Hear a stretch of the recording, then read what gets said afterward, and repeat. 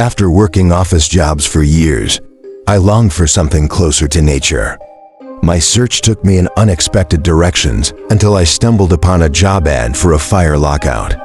The pay was low, the hours were terrible, and the benefits were minimal. But the lifestyle was exactly what I needed, an escape from the monotony of city life, even if only for a while. I never imagined I'd stay in the role for nearly a decade, but in that time, I've gathered more stories than most people could tell in a lifetime. This wasn't your typical fire-watching gig. I'm not sure if other jobs like mine involved similar duties, or if my post was unique, but let's just say there was more to it than just scanning for smoke. On my first day, the local ranger who'd taken on the task of training me after two of his colleagues quit without notice, walked me through the thick forest toward the fire watch tower. The path was disorienting, with unexpected turns that made it easy to get lost.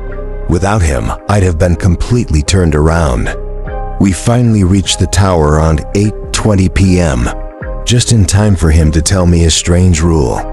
The door must be closed by 8:30 p.m. sharp and could not be opened again until the end of the shift at 6.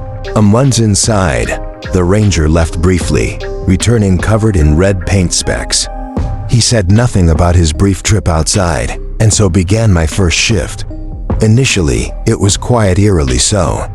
I expected the ranger to give me more instructions, but he simply lounged around, uninterested in conversation. Left on my own, I explored the tower. A small kitchen, a bare-bones bathroom, a lounging area with basic furniture, and a cluttered storage room. The tower was surrounded by a balcony, offering a panoramic view of the forest below. Hours passed, and just as I was getting used to the silence, the ranger handed me a pair of binoculars that seemed far too advanced for the job. When I peered through them, the view was astonishing. Despite the pitch-black night, I could see for miles. I scanned the horizon for smoke or any signs of life. That's when I spotted something strange, a figure, barely distinguishable from the trees, waving enthusiastically. The waving didn't stop. It went on for minutes, then hours. When I asked the ranger about it, he dismissed me with a grunt and told me to ignore it. That was my first shift, and it set the tone for the rest of my time on the job. The kitchen in the tower was as bland as the rest of the place. Food options were limited to lettuce sandwiches, salad, and the occasional packet of crackers. After a few weeks, I decided to bring my own meals. One night, I unwrapped a roast beef sandwich only for the ranger to snatch it from me, run to the balcony, and throw it off the edge. He was livid, insisting I never bring outside food again. He locked the balcony doors for the rest of the night, and it became clear that this job had many unspoken rules. As the night progressed, I heard strange thuds outside, heavy, soft booms that shook the ground. Whatever was causing the noise was big, and it left massive divots in the earth around the tower. When we finally ventured outside at the end of the shift, the ranger tasked me with filling in the craters, as if this was all part of the job. One day, I spotted a group of young hikers heading into the woods. I tried to warn them not to venture too deep, but they dismissed me when they learned I wasn't a ranger. Later that night, when I asked the ranger what we should do about them, he simply asked how many there were. 4, I replied. The next morning, as we waited by the tree line, I saw the same hikers returning, except there were 5 of them now. The ranger's grip tightened on my shoulder as he called in a code 147 over his radio.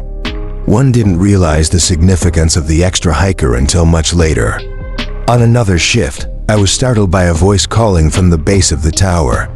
A man stood there, politely asking for help. He claimed he was lost and needed guidance back to his car. I almost went down to assist him, but hesitated, remembering the rule about not opening the door. Conflicted, I asked the ranger for advice. Without a word, he grabbed some objects from the table and hurled them off the balcony, cursing at the man below. The job was never just about watching for fires. It was about watching for something else entirely, something I never quite understood, but learned to respect. I was frozen, completely stunned by the whole event. Eventually, the ranger came back, sat down, and continued reading his magazine as if nothing had happened. I knew he wouldn't say a word, so I just returned to my post, trying to process it all. I don't think I've mentioned the dancers yet. One of the lessons I learned early on was never to play music too loudly. Around the time I started being left alone more often, I was desperate to find ways to pass the time. I'd never been much of a reader, so I got creative with what I could bring to my shifts. With spotty reception in the area, I had to rely on more analog methods. In a dusty secondhand store, I found a vintage-looking CD player for next to nothing. The shopkeeper gave me a strange look, like he was shocked anyone was excited about the thing. He probably thought I'd found something rare he'd missed. But no, I was just thrilled to have something that worked. You'd be amazed at the bargains you can find on CDs in charity shops. I stocked up Backstreet Boys, Green Day, even some old Avril Lavigne albums. Soon enough, I was reliving my childhood, powered by 3 D-sized batteries and jamming out. That is, until the first flicker of movement caught my eye. At first, I thought it was a lost traveler in need of help. But helping lost travelers wasn't exactly in my job description. Still, I turned down the music and peered around cautiously. But nothing, just silence. I went back to what I was doing, hoping for an uneventful night. Unfortunately, that hope would be dashed quickly. It became a bizarre game of cat and mouse. I'd catch sight of something, investigate, and find nothing there.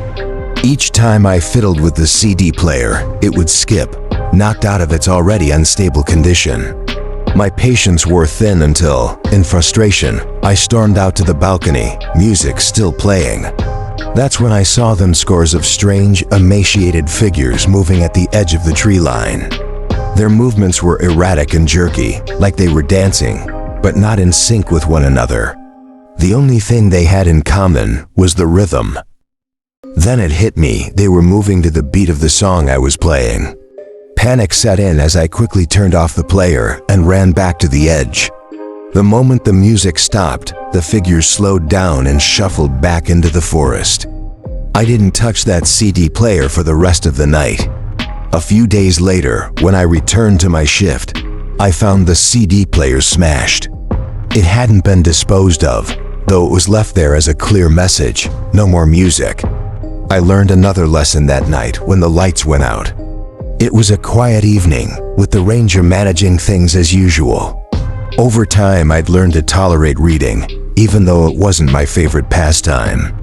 The station had minimal lighting, just a few small lamps and a single pendulum bulb. The dim light made reading difficult, but it was enough. Suddenly, the room felt darker, oppressively so. I glanced around confused. The lamps were still on, and so was the pendulum light. Yet something was wrong. I looked toward the balcony, and the ranger's face was pale, his eyes wide. That was the most emotion I'd ever seen from him, and I'd once watched him stand stoically as someone was torn apart in front of us. At first, I couldn't figure out what had him so rattled. It was dark outside, but there was nothing unusual, no movement in the woods, nothing stalking through the trees. Then I realized I couldn't see anything. No trees, no stars, no moon, nothing but an impenetrable blackness. Without a word, the ranger moved around the room, turning off all the lights. I started to whisper, but he quickly shushed me. We sat in total silence and complete darkness for what felt like an eternity, though it was probably only an hour. When the lights slowly began to return from outside, the air of tension lifted. We turned the lights back on and went on as if nothing had happened. I didn't learn what had occurred until much later. In these woods, you learn through experience. You might survive a shift, but that doesn't mean you'll escape unscathed. I sat back down, defeated, knowing my only form of entertainment was gone. Resigned to the oppressive darkness, I prepared myself for another long, uneventful night. It's strange how empty the sky feels out here, like a thick, suffocating blanket of black draped over everything. Not a trace of light pollution from the nearest town, just nothing. That's why it was easy to spot when something appeared, a tiny flicker of light in the tree line. Looked like a camper had wandered into my zone, probably trying to make a fire. I watched as their flashlights swung back and forth while they scavenged for wood, but they didn't get far. A glow rained down from above, a beam of intense light, as if a giant spotlight had locked onto their exact location. I ducked instinctively, knowing this was bad news, but still peered through a sliver of the window to see what was happening. That's when I realized it wasn't just a light. It was an eye. A massive, glistening eye, fixed on the camper. They must have been paralyzed with fear because their flashlight didn't move an inch. Then something even stranger happened. The stars at the edges of my vision started flickering, like they were being turned off, one by one. Before I could even process what was going on, the camper vanished. 1 second, they were standing there, and the next, they were nothing more than a dot speeding into the sky, straight into the eye, which also doubled as a mouth. More stars disappeared, but not because they were gone though, they were being covered. Covered by something enormous. This thing, this colossal umbrella-like creature, hovered above, pulsating like a jellyfish satisfied with its meal. After a long, safe stretch of silence, I cautiously turned the lights back on and returned to my book, trying to push the surreal encounter from my mind. These are just some of the bizarre things I've witnessed on this job. I haven't even mentioned the mouthless deer, the kidney repairman, or countless other strange phenomena. Each night brings something new, and it's a constant game of trial and error figuring out how to survive. Now I understand why so many people don't last long here. They don't quit like I once thought.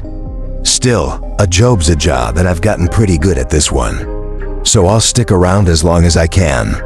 For now, I hope you've enjoyed hearing about my strange work experiences, and I hope your job is a little more normal than mine.